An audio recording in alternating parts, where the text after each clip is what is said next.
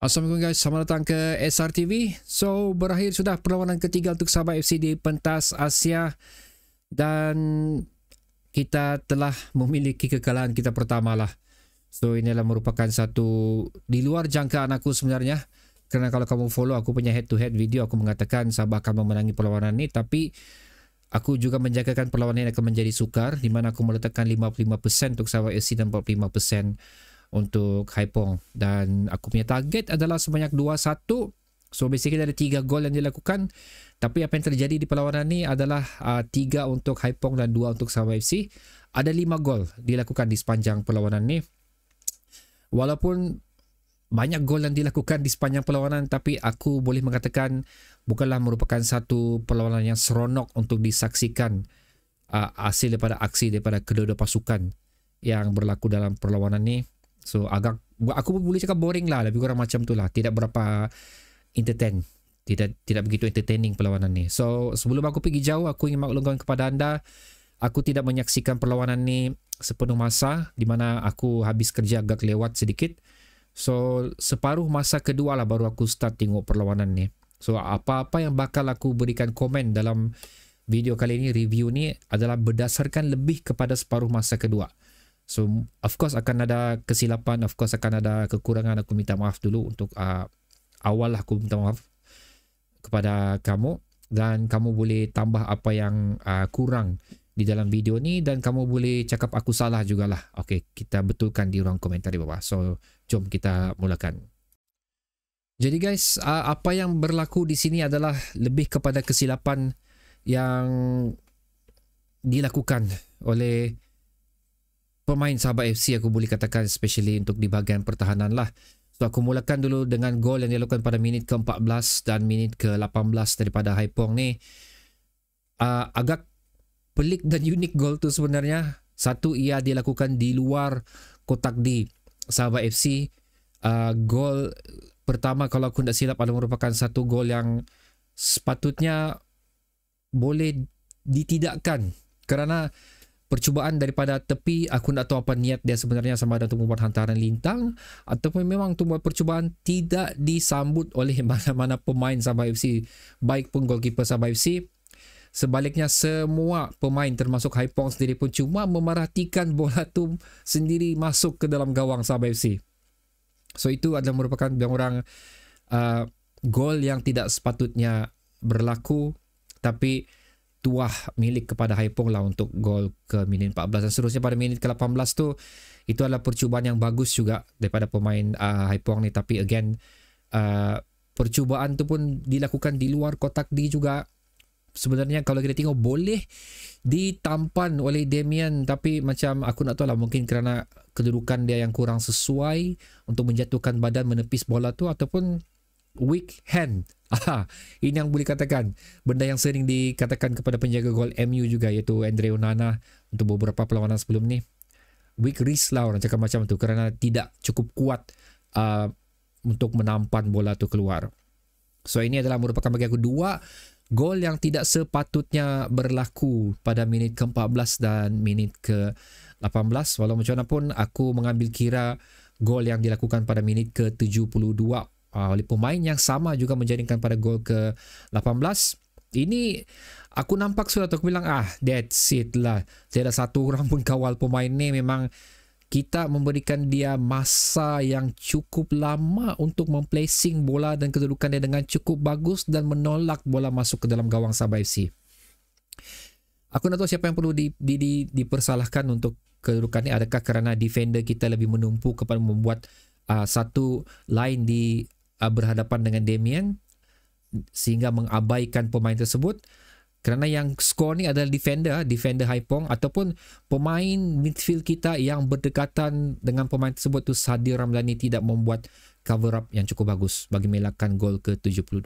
Kerana gol ke minit ke-72 oleh Haipong ni sebenarnya cukup signifikan untuk mengunci 3 mata milik mereka. Kalau gol yang dilakukan pada minit ke-70 ni dapat dikawal pemain tersebut atau dapat ditutup ruang tersebut, aku yakin perlawanan ini akan berakhir dengan 2-2, ataupun at least memberikan semangat ataupun keyakinan untuk Sabah FC untuk memburu gol seterusnya. Itu yang aku boleh katakan lah. Tapi aku tak boleh nafikan juga gol yang dilakukan oleh Sabah FC pada minit ke-71 dan roket yang dilakukan oleh Gary Steven Robert pada minit ke-80.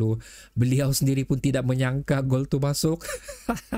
Reaction dia memang priceless lah, itu yang aku boleh cakap. Kamu boleh tengok highlight tu, memang priceless. Dia pun macam yang baik, masuk kah guys, lebih kurang macam tu. Tapi it's a great goal lah daripada Gary.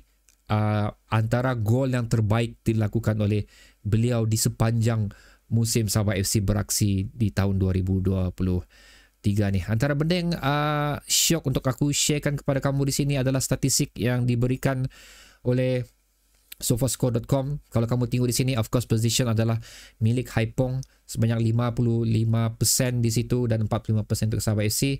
Tapi position tu pun tidak dimiliki mereka dari segi benda-benda yang lain lah. Kalau kamu tengok sini, total shot on goal pun, total shot yang dilakukan oleh Sabah FC adalah 8, on target 3, off target 4 dan block shot 1. So menunjukkan di sini kita sebenarnya lebih mempunyai peluang yang cukup bagus sebenarnya, tapi tidak disempurnakan dengan jayanya oleh beberapa pemain Sabah FC. Kalau kita tengok pun sebenarnya peluang yang hadir untuk Sabah FC ni, dia lebih kepada pemain yang berada di bahagian midfield. Satu adalah kerana Darren Lock pun dikunci dengan begitu bagus, dikenakan lagi dengan off position si Roman Mercado, membuatkan beliau sendiri pun tidak mempunyai peluang yang cukup banyak, tapi beliau pun berjaya menyudahkan the only good chance yang beliau miliki. So pujian untuk Roman Mercado di situlah.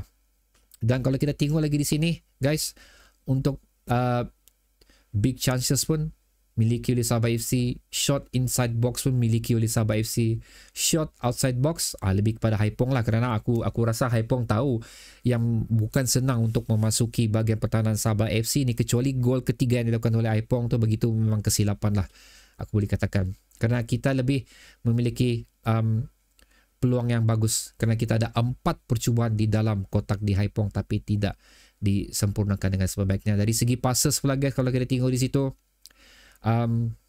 accurate passes kita tidaklah begitu bagus, ia lebih dimiliki kepada Haipong sebanyak 78 manakala 73 untuk Sabah FC. Membuatkan di sini benda yang ingin aku boleh katakan ini adalah kelemahan Sabah FC lah, dengan menurunkan pemain yang kurang sesuai untuk beraksi di bahagian tengah. Bukan aku tidak ada masalah against Telmo Castanheira.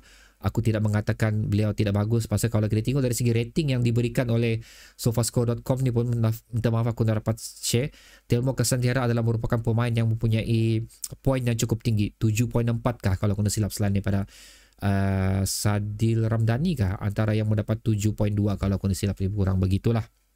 So kesilapannya di sini adalah kerana kita bermain di away. So aku pernah katakan pada video sebelumnya juga, away kita bukanlah cukup bagus.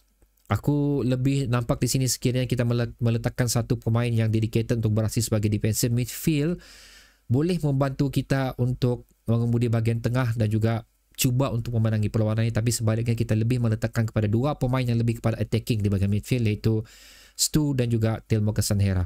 Membuatkan kerja yang dilakukan oleh Pak Tisu cukup banyak sebenarnya. Beliau juga bertahan, beliau juga bertahan di dalam kotak D, beliau juga cuba bertahan untuk di bahagian midfield, membuatkan seringkali bahagian defender kita mempunyai kurang manpower. Itu adalah antara satu benda yang aku nampak. Baik pulih cuba dilakukan apabila dimasukkan Irfan Fazail, tapi bagi aku sudah cukup, agak lewat lah untuk cuba menyusun kembali strategi Sabah FC pada perlawanan itu, kerana Irfan Fazail adalah merupakan salah satu pemain yang mampu untuk membantu bahagian defend dan juga midfield. Ini sepatutnya lebih awal dilakukan oleh UKS dalam perlawanan ni.